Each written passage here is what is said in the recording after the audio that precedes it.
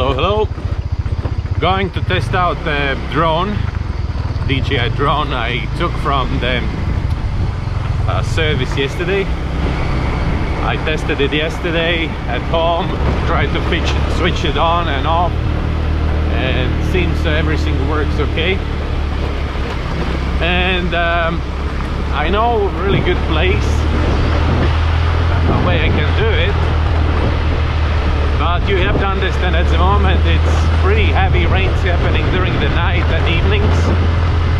Like for example, yesterday there was really strong rain, and now I was going around here and there was a lot of landslides and the guys are cleaning roads. So that's why I'm not really sure I will be able to get up there. I was too lazy to hike from home, so that's why I'm driving up at the moment.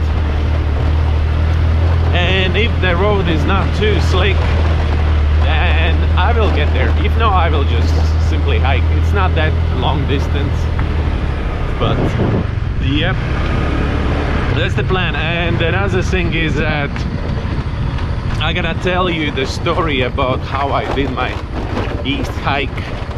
It was it's a good story. It's a good story to tell, and why not?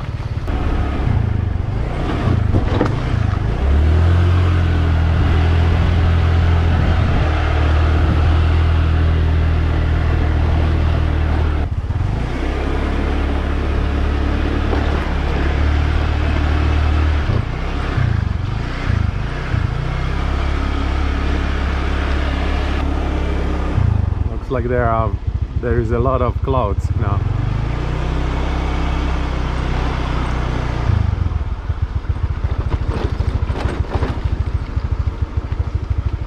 Looks like sunglasses today is not really needed.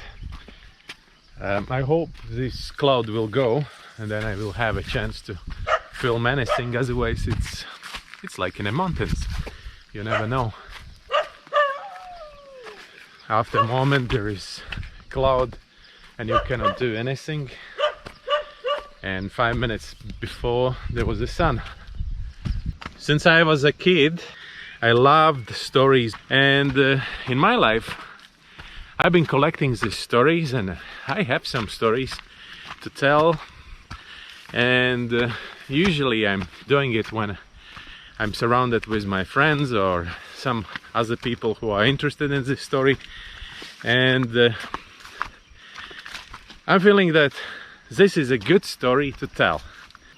I understood it yesterday and I told that story to Tonya because she was asking how was that adventure what you just did. So that's why I'm going to tell this story also to you. So long introduction.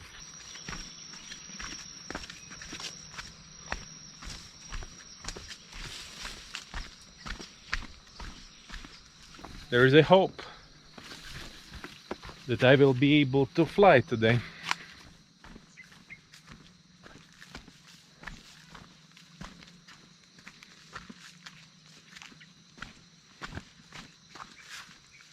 Haven't been here for a pretty long time.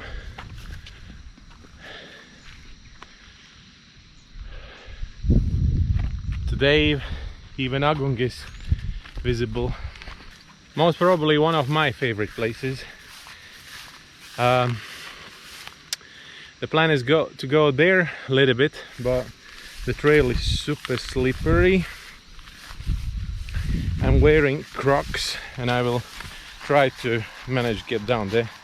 Interesting light. Now I have to get up there.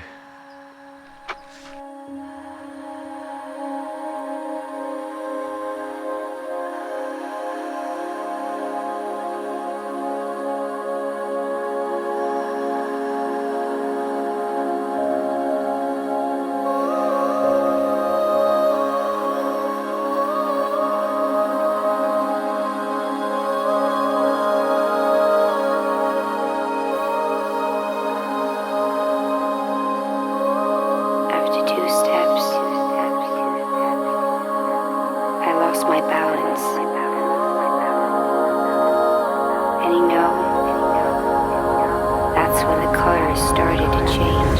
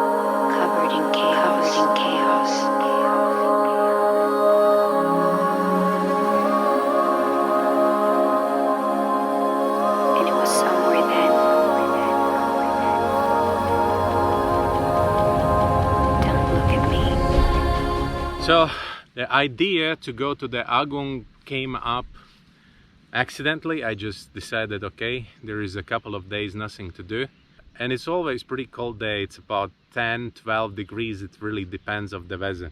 And I remembered like a nightmare that time when I was sleeping in that sleeping bag and trying to little bit sleep and not to get too cold. And this time I asked the local guy to give me a tent. So I took a tent, so that means it gave me another 2 kilos on my backpack.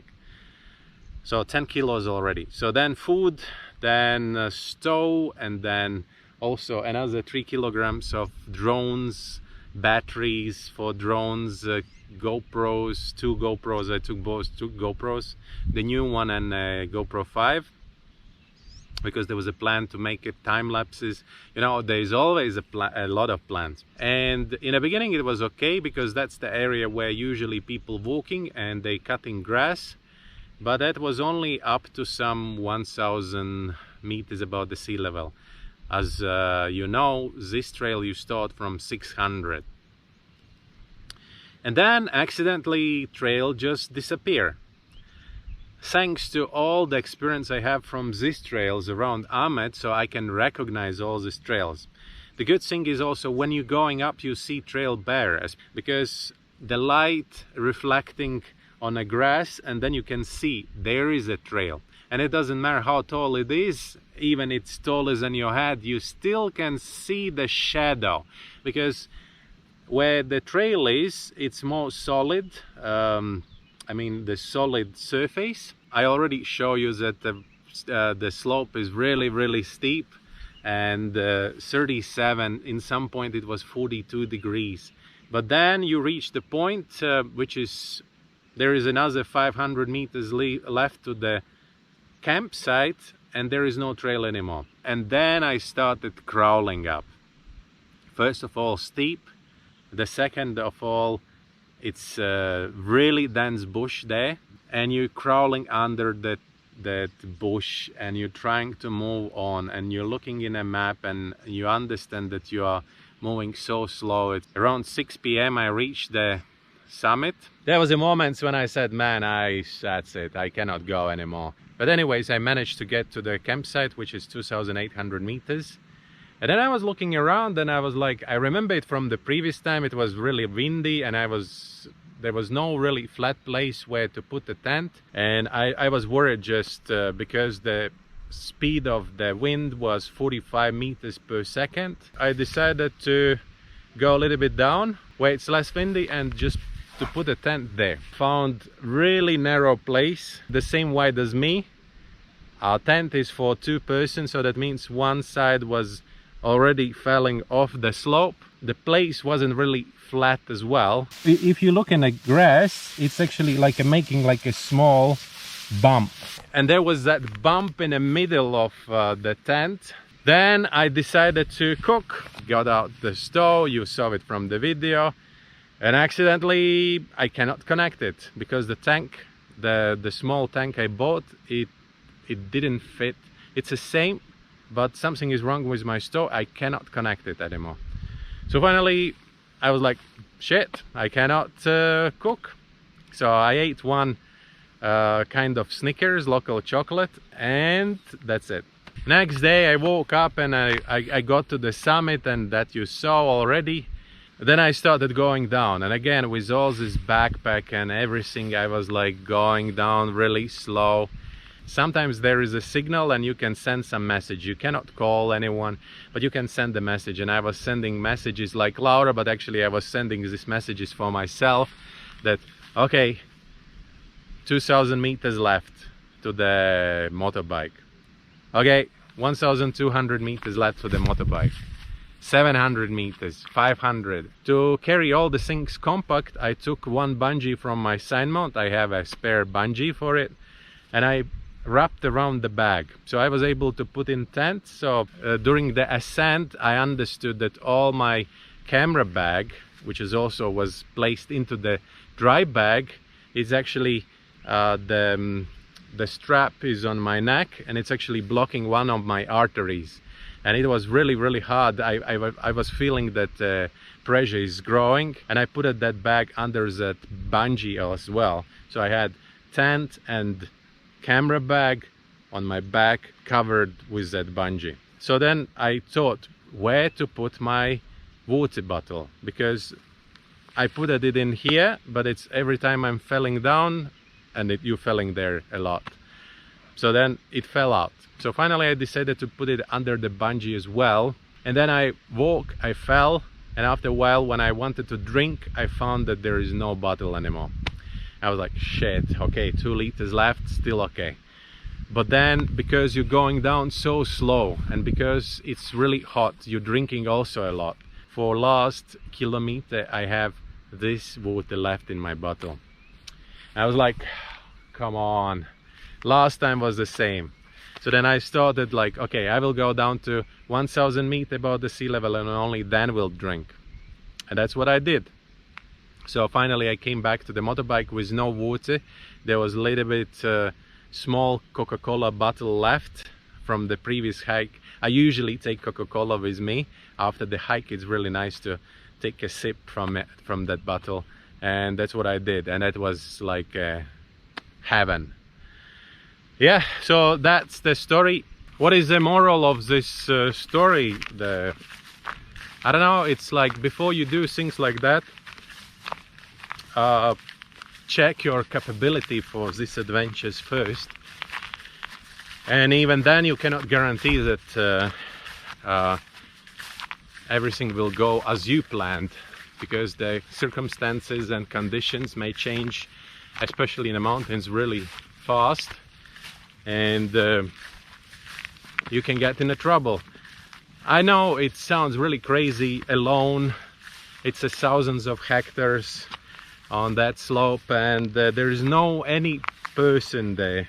There are no people living, there are no any animals, only birds. Maybe there are some animals. I didn't see any of them ever since I've been hiking Agung.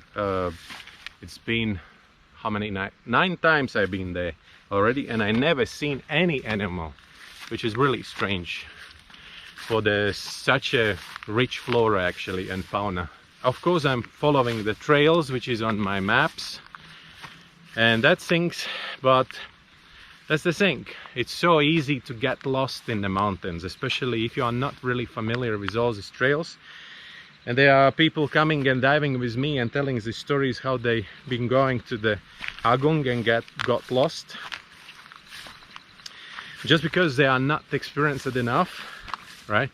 It's like really strange what I'm talking about now. I'm just telling people to be more responsible, while when you listening this story it doesn't feel really responsible.